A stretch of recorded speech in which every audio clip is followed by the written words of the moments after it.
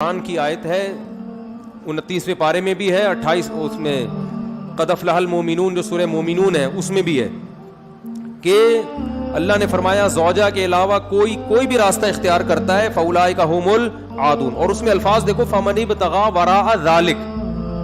ذالک جو ہے نا یہ بلاغت ہے. ذالک اس میں اشارہ ہے, جب ہاتھ سے اشارہ کرتے ہیں نا اس وقت کہا جاتا ہے.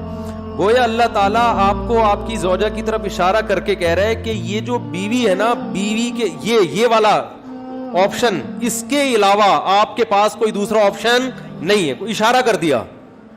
اس میں اور بلاغت ہے کہ یہ اسی میں بند ہے, آپ کے پاس اپنی خواہش پوری کرنے کے باقی تمام دروازے بند. وراء ذلک اللہ نے فرمایا یہ جو راستہ میں بیان کر رہا ہوں یہ اشارہ کر دیا الا علی ازواجہم او ما ملکت ایمانہم. تو بہت زیادہ غلو ہے اس آیت میں, مبالغہ ہے یہ بتانے کے لیے کہ تمام راستے اس کے علاوہ بند ہیں. دوسرا قرآن میں سورہ نور کی جو آیتیں ہیں وَلْيَسْتَعْفِفِ الَّذِينَ لَا يَجِدُونَ نِكَاحًا, جو نکاح نہیں پاتے, موجود نہیں پاتے نکاح, انہیں چاہیے کہ پاک دامنی کے ساتھ رہے. وہ یہاں بھی ہے.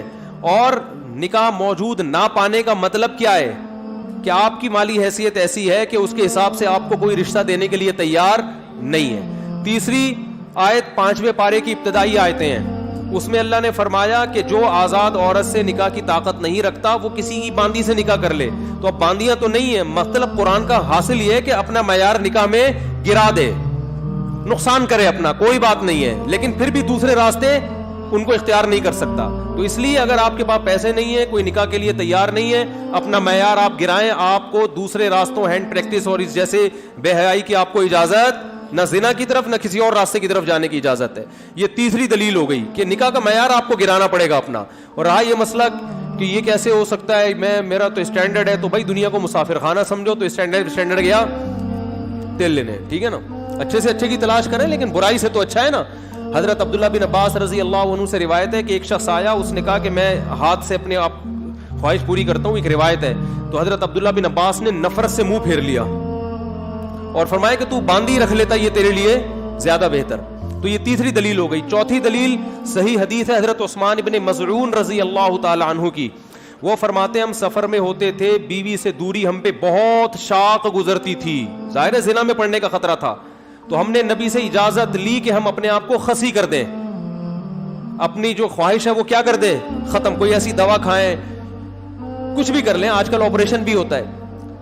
تو لو اجازنا لاختصینا, حدیث کے الفاظ ہے, اتنی ٹینشن میں تھے ہم کہ اگر نبی ہمیں اجازت دیتے تو ہم اپنے آپ کو خسی کر لیتے, لیکن نبی نے اس کی پرمیشن نہیں دی. اب دیکھو صحابی رسول اتنی شدید ٹینشن میں بھی اس کا حل یہ نہیں تلاش کر رہے کہ ہاتھ سے اپنے آپ کو مطمئن کر لیں. اتنی شدید ٹینشن میں بھی اگر اس کی اسلام میں ذرہ برابر بھی گنجائش ہوتی تو ذرا سے تو اشارہ ملتا نا, صحابہ کر لیتے یا ان کو اشارہ دے دیا جاتا کہ بھائی اپنے آپ کو خسی کرنے کے پر آ گئے ہو, اپنی اللہ کی تخلیق کو تبدیل کر رہے ہو, تو اس سے بہتر ہے کہ تم اپنی تسکین کر لو اس طریقے سے. اس کی پرمیشن کا کہیں تذکرہ نہیں ملتا. اس کا مطلب ہے کہ اس نبی نے وہاں کیا فرمایا صحابی کو, نہانا عن التبتل, نبی نے فرمایا نکاح سے دور بھاگنے سے منع کیا. تو فرمایا نا نا نا نا نا تزوج الولود, فرمایا یہ اللہ نے خواہش اس لیے رکھی ہے کہ تم نکاح کی طرف کیا ہو جاؤ, مجبور ہو جاؤ. یہ کتنے دلائل ہو گئے, بولو نا بھائی, 4 دلائل ہو گئے.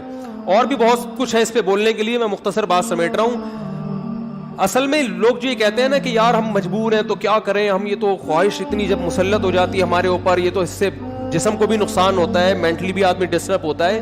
تو یاد رکھو یہ اللہ نے آپ اتنی زبردست خواہش اس لیے مسلط کی ہے تاکہ آپ نہ چاہتے ہوئے بھی شادی پر مجبور ہو جائیں, اور شادی میں فطرت آپ کے دلائل ماننے کے لیے تیار نہیں ہے.